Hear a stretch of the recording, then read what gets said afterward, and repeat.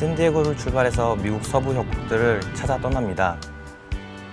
휴게소에서 특별한 표시를 만났는데요.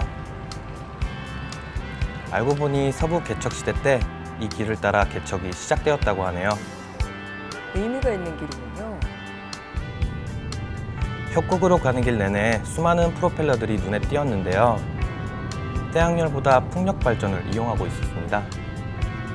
고속도로는 거의 직선 도로였는데요. 몇 시간을 달려도 목적지가 보이지 않았습니다. 그러다 갑자기 나타난 소나무 숲이 첫 목적지가 가까웠음을 알려주었습니다. 여기가 그랜드 캐년의 검문 도시 플래그스텝입니다. 여기에 오신 이유가 있나요? 그랜드 캐년에 숙소가 없다고 해서 왔는데 알고 보니 잘못된 정보였습니다. 로지를 비롯하여 다양한 숙소가 있지만 예약도 미리 하고 성수기엔 가격도 비싸 이곳을 추천했던 겁니다. 보기엔 아주 깔끔해 보이는데요? 플래그스텝은 그랜드 캐년의 전초기지답게 차로 2시간 거리라 많은 사람들이 이곳에서 정보를 구하고 떠나는데요. 저희도 정보를 충분히 얻은 후 길을 재촉했습니다. 붉은 상암이 보이는 거 보니까 이제 플래그스텝을 떠나셨나 봐요? 네, 지금 향하는 곳은 세도나입니다. 1980년대 초 이곳에서 강력한 자기장이 발견되면서 사람들의 사랑을 받게 된 지역인데요. 세도나는 미국을 횡단하는 66번 도로와 멀지 않아서 1년 내내 사람들의 발길이 끊이지 않는다고 합니다. 세도나 이름은 참 많이 들었는데요. 손용환 씨가 보시기에는 세도나의 매력이 뭔가요? 에너지의 흐름은 못 느꼈지만 예술가들이 많이 거주해서 예술 작품을 쉽게 볼 수 있어서 좋았고요. 네. 뭐니 해도 붉은 바위가 만든 경치가 정말로 멋있었습니다. 여기가 대표적인 뷰포인트인데요. 경치를 바라보는 사람들 표정부터 달랐습니다. 신기하긴 해요. 집들이 보이는데요? 저 아래는 유명인들의 별장입니다. 유명인들의 별장이 있는 거 보니까 뭐 봐도 질리지 않는 그런 경치이기 때문에 저런 데 만들어놨겠죠? 저도 그렇게 느꼈습니다. 사람들은 경치만 보기보다는 걸으면서 둘러보기를 원하는데요. 그렇죠. 걸을 수도 있나 봐요. 네. 트레일 코스라고 하기엔 짧았지만 올라가면 세도나 전경이 보입니다. 산으로 오르는 길에 소원을 올린 돌탑도 보였습니다. 근데 그늘이 없어서요. 오르기가 쉽진 않겠어요. 무더위 때문에 조금은 힘들었는데요. 네. 하지만 올라와 보니 주변 경치가 땀과 더위를 모두 날려보내 주었습니다.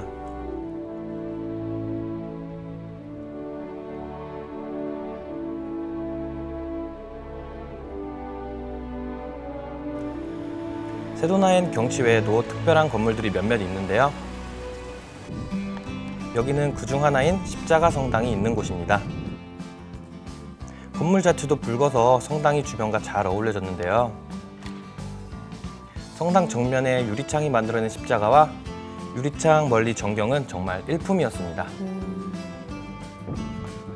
무엇보다 길도 이 주변과 잘 어울리게 만들어진 게 인상적이네요. 성당 외경은 더 멋졌는데요. 네. 바위와 하나처럼 보였습니다. 다음 목적지로 가는 길목에서 주변과 다른 산이 나타났습니다. 어머, 이게 뭐예요? 모래 같기도 하고 검은색인데요? 천년 전쯤 터진 화산의 흔적인데요. 붉은 암석 세도나와 대조를 이룬 곳이었는데요. 천년이 지난 이제야 나무들이 자라고 있었습니다. 천년이나 걸렸군요. 그랜드 캐년 주변은 예부터 인디언 카운티로 불립니다. 그래서 인디언들의 유적지가 많은데요. 이곳은 우파키 국립기념지역도 그중 하나입니다. 저 멀리 보이는 건물 자매가 유적지인가 봐요? 예, 맞습니다. 주변에 붉은 흙으로 만든 건물이었는데요. 인디언 하면 떠오르는 천막 같은 주거지가 아니었던 점이 좀 특이했습니다. 그렇네요. 잘 만들어진 건물 같은데요? 주거 목적보다는 이제 근처에서 수확한 곡식 저장고 역할을 했을 것으로 짐작되는 건물이라고 합니다. 굉장히 중요한 역할을 했던 겁니다. 이제 그랜드 캐년으로 갑니다. 미국 여행객들이 제일 많이 찾는 여행지인 그랜드 캐년은 사우스림과 노스림으로 나누어져 있는데요. 여기는 가장 개발이 잘 된 사우스림 지역의 방문자 센터입니다. 이 갈색 부분이 그랜드 캐니언이네요. 예, 그렇습니다. 이곳이 가장 멋진 전망대인 마더 포인트입니다. 대표적인 그랜드 캐년의 경치를 볼 수 있는 지점이었는데요. 보는 내내 지구가 아닌 다른 세계에 와 있는 그런 기분이 들었습니다. 그러게요. 미국 여행 아니라 달나라 여행한 그런 기분 드셨겠어요? 그랜드 캐년은 콜로라도 강에 의해서 600만 년 동안 만들어졌습니다. 겉에 드러난 표면은 그보다 훨씬 오래된 20억 년이나 된 것이고요. 오. 이곳을 돌아보는 가장 효과적인 방법은 트레일도 있지만 버스를 이용하는 겁니다. 근데 버스를 타면요, 그냥 걷는 것보다는 좀 수박 겉핥기식이 되지 않을까요? 아니요, 이 버스는 21km 걸친 트레일 구간 중 전망이 좋은 포인트마다 정차를 이렇게 하게 되는데요. 네. 그래서 유명한 곳은 시간 조절만 잘한다면 이렇게 모두 둘러볼 수 있습니다. 오히려 효율적으로 볼 수 있겠군요. 여기는 브라이트 엔젤 트레일입니다. 관광객의 트레일이 가장 많은 곳인데요. 길이가 콜로라도강까지 13km에 달해 하루 만에 돌아보기는 어렵습니다. 그러면 저 아래까지 다녀오는 사람들이 있겠네요. 물론 있습니다. 다음 포인트로 향합니다. 뭐 이렇게 전경을 보면서 이렇게 걷지 않고 달리는 것도 좋네요. 여기는 헐미츠 로드입니다. 11km에 걸쳐 계곡을 보며 걸을 수 있는 구간인데요. 네. 걷다가 아름다운 풍경이 나타나면 사진도 찍고 또 다시 걸으며 풍경을 볼 수 있습니다. 그러다 보면 변화하는 풍경만큼이나 구경하는 사람들의 다양한 모습도 이렇게 보입니다. 그러게요. 열심히 걷다가 이렇게 쉬기도 좀 하고. 멋진 풍경을 배경 삼아 사진을 찍다 보면 저 멀리 이제 미처 보이지 않던 경치에 카메라 렌즈가 잠시 멈추기도 합니다. 이런 경치는 꼭 사진에 남겨두고 싶잖아요. 네, 맞습니다. 그래도 둘이 가서 다행히 찍어줄 분이 계셔서. 째일하다 지쳐 다시 버스를 탔습니다. 이번에 내린 곳의 주인은 계곡의 고개 사이인 새들입니다. 나무를 헤치고 나가면 저 멀리 계곡 아래로 새 둥지가 있다고 합니다. 계곡 경치가 볼 때마다 달라요. 트레일 내내 걷다 지치면 쉬고 앉아서 계곡 주변의 동물들을 구경하고 또 달라진 계곡 경치를 조망하다 보면 시간이 금세 지나갑니다.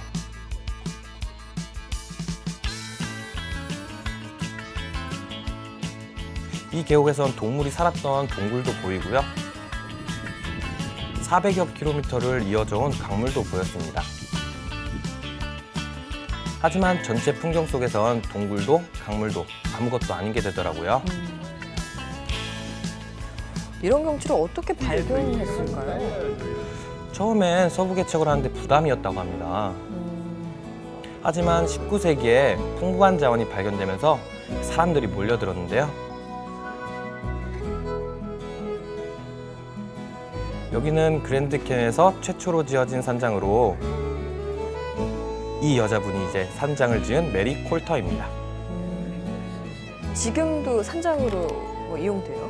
네, 산장은 이제 선물 코너로 변했지만 네. 내부 장식에서 옛 정취가 많이 느껴졌습니다. 인디언들의 땅답게 기념품들도 참 토속적이네요. 그렇죠? 기차도 다녀요? 네, 캐논헬부터 경치를 보며 S자로 올라온 열차입니다. 생각만 해도 멋지겠죠? 재밌을 것 같아요. 직접 내려가 보진 않으셨어요? 그래서 이제 계곡 아래로 내려가기 위해 브라이트 엔젤 트레일을 찾았습니다.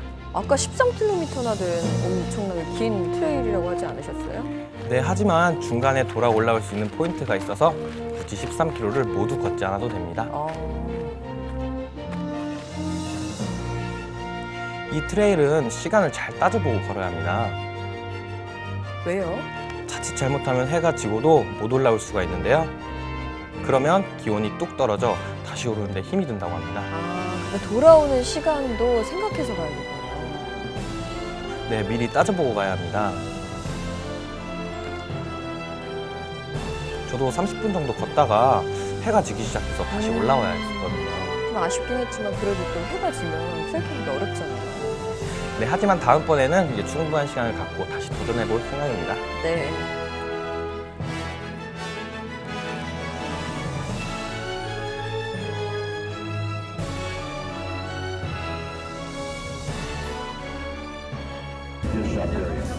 늦은 오후 저는 트레일의 출발지로 돌아왔습니다. 협곡이 붉게 물들기 시작할 무렵 그랜드 캐년에서는 레인저와 함께하는 특별한 투어가 시작됩니다. 협곡의 멋진 포인트 설명과 함께 그랜드 캐년의 석양을 감상하는 건데요. 설명을 들으며 경치를 보니 협곡이 또 달라 보였습니다. 그새 그림자가 더 짙어졌어요. 협곡의 붉은색 돌도 더욱 짙어졌습니다. 이제 남은 것은 기다리는 일뿐인데요. 태양이 협곡 너머로 넘어갈 시간도 얼마 남지 않았습니다.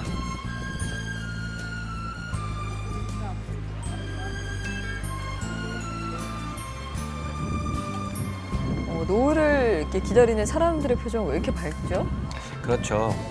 평생 한 번 보는 장관이니까 그럴 수밖에 없죠.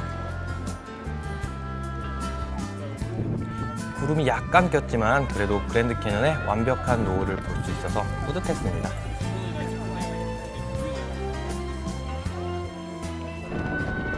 다음 날 달려간 곳은 엔탈롭 캐년입니다. 엔탈롭 캐년은 다른 지역과 달리 나바호 인디언들이 소유하고 있어서 그들의 투어를 이용해야 합니다.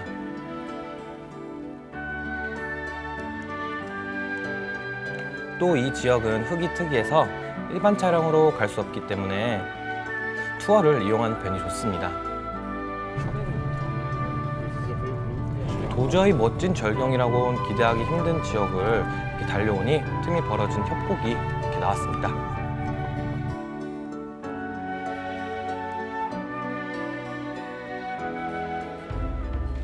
물에 의해 만들어진 좁은 사암 협곡은 수많은 인파들로 가득했는데요. 여기 구경하러 오신 분들 참 많네요. 직선 거리로는 불과 10분 정도 걸릴 코스지만 경치를 보며 걸었던 40분 정도의 시간이 너무 짧게 느껴졌습니다.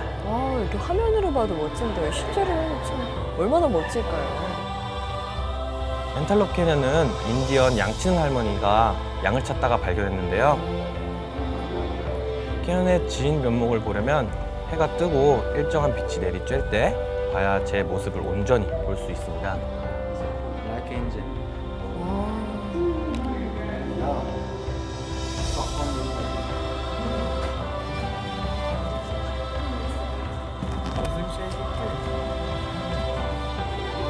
투어 중간엔 인디언 가이드가 특별한 연출까지 해주는데요. 이거예요? 마치 이렇게 하늘에서 천사가 내려온 것 같은 그런 느낌인데. 그렇죠. 이 광경을 찍느라 카메라 셔터 소리가 요란했습니다. 다들 준비를 단단히 하고 오셨어요? 더 특별한 모습이 다음에 펼쳐집니다. 우와, 완전 멋있다. 모래와 햇빛으로 이런 효과를 연출할 수 있군요. 입장료가 아깝지 않은 엔탈롭 캐년이었습니다. 네. 다음 목적지는 홀스슈 밴드입니다. 끝이 없는 평지를 달리고 걸어 들어갔습니다. 이런 평지에 무슨 경치가 있을까 싶을 때 평지 아래로 기막힌 협곡이 나타났습니다. 홀스슈 밴드입니다. 콜로라도 강이 말 편자 모양으로 협곡을 휘감아 흐르는 모습은 마치 강원도의 영월이 닮은 꼴이었습니다. 그러면 규모가 좀 다르죠? 하지만 협곡 깊이가 300m니 규모가 다르죠. 깊이가 300m나 된다니까 아찔하네요. 이제 여행의 종착지 브라이스 캐년으로 향합니다. 역시 주변 경치가 좀 달라지고 있어요. 노란빛 암석산을 지나치니 다시 형형색색의 돌산이 보였습니다. 마침 오후 5시를 넘긴 시간이라 국립공원 입장료도 내지 않고 공짜로 들어갈 수 있었는데요. 무료 관람하셨군요. 네. 그리고 나타난 전경은 무료 입장이 미안하게 느껴지는 그런 광경이었습니다. 역시 어느 곳에서나 사진을 찍어도 멋진 경치인 거죠. 나아가 도저히 사람이 흉내낼 수 없는 그런 절경이었습니다. 노을 질 때가 되면 이 바위 색들이 더 선명해지면서 더 아름다운 것 같아요.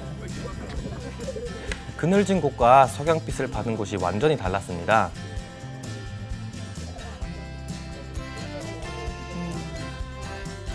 이 친구들은 수학여행을 왔다는데요. 정말 행운 아들이었습니다. 4월의 날씨에도 돌탑 사이론 흰 눈이 남아있었던 불가사의한 경치의 브라이스 캐년이었습니다.